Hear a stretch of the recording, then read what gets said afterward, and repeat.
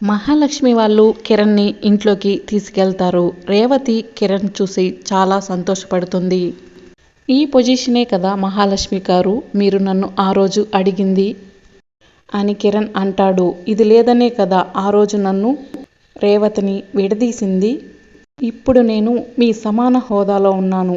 ఆస్తి అంతస్తు దేనిలో కూడా మీకు తీసిపోను అని కిరణ్ మహాలక్ష్మితో అంటాడు. ఇక ఆ మాటలు వింటున్న రేవతి సీత కూడా చాలా సంతోషపడుతూ ఉంటారు.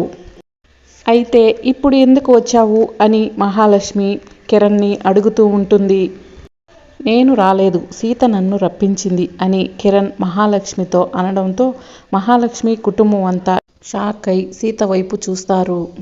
మరి రాబోయే ఎపిసోడ్లో ఏం జరుగుతుందో తెలుసుకుందాం. వాచింగ్ ఫర్ మోర్ వీడియోస్ మా ఛానల్ని సబ్స్క్రైబ్ చేసుకోండి.